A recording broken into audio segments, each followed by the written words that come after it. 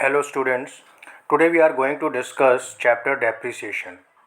I have already discussed the definition of depreciation, characteristics of depreciation and various methods of depreciation in live class. Today we will discuss one practical problem. I told you that we are having basically two methods as per your syllabus for charging depreciation. First is called fixed installment method, second one is called diminishing balance method.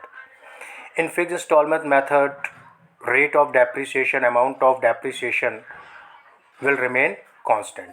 Every year you have to put the same value of depreciation. That's why name is fixed installment method. While in case of diminishing balance method, we always charge depreciation on the opening balance of the financial year of the asset. So since asset is decreasing year after year, the opening balance will also decrease year after year. That's why depreciation amount will also decrease year after year. That's why this method is called diminishing balance method. Is it clear? In fixed installment method, I told you the formula that value of depreciation is equal to cost of the asset or purchase value of the asset minus scrap value of the asset upon estimated life of the asset. इसकी help से हम depreciation amount calculate कर लेंगे और इस depreciation amount से हम हर साल एसेट की वैल्यू को कम करते चलेंगे.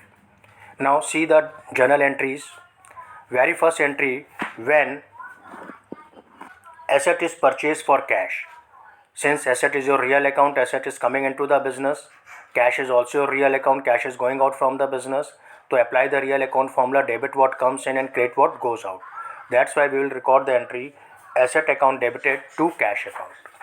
Second entry, when asset is purchased for credit. In that case, vendor is the giver, vendor belongs to personal account, and rule of personal account is debit the receiver, credit the giver. Asset is a real account, asset is coming into the business, तो we will debit asset and we will credit vendor. तो जब हम asset को उधार पे खरीदेंगे तो asset account debited to vendor. Clear? For providing depreciation, you know very well कि depreciation will reduce the value of asset. Now we have to decrease the value of asset. Then what we will do? We will create asset account, and depreciation is our expense, belongs to nominal account. That's why we have debited depreciation account. Entry will be depreciation account debited to asset account. And at the end of the year, what we will do? We will transfer all expenses in profit and loss account. So you can see in this all three entries, we are having only one expense, that is depreciation. Here we have transferred that depreciation in profit and loss account.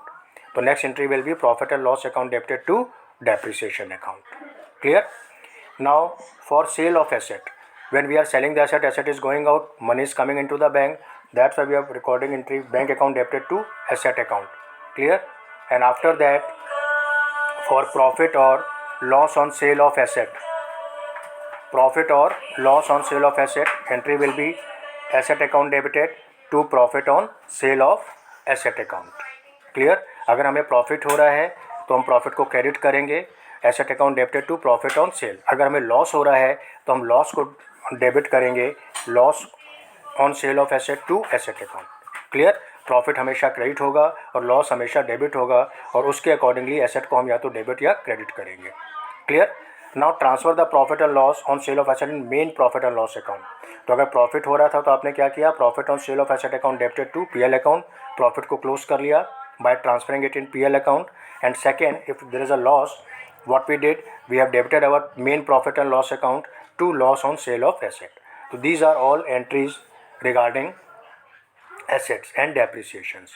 Now we will do some simple question, ठीक है, based on fixed installment method. Let's see the question.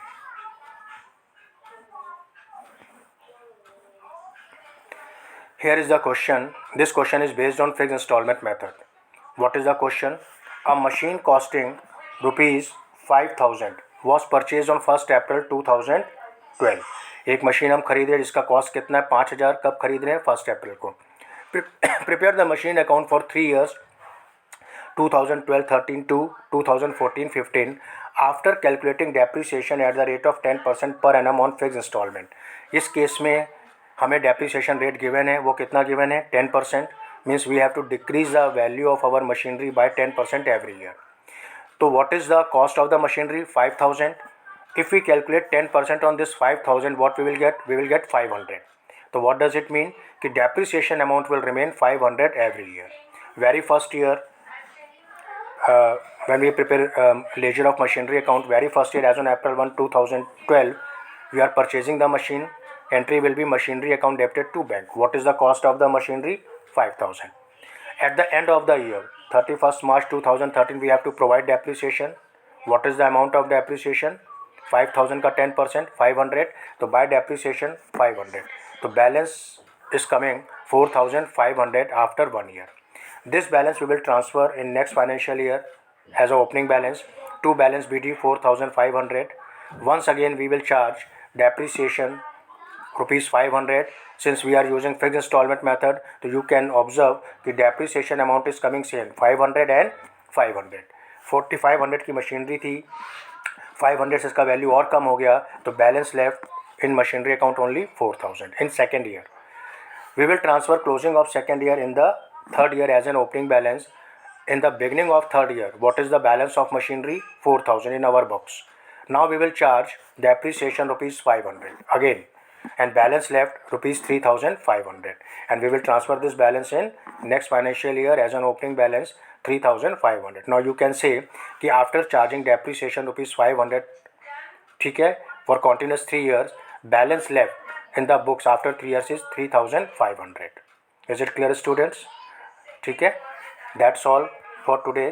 Thank you.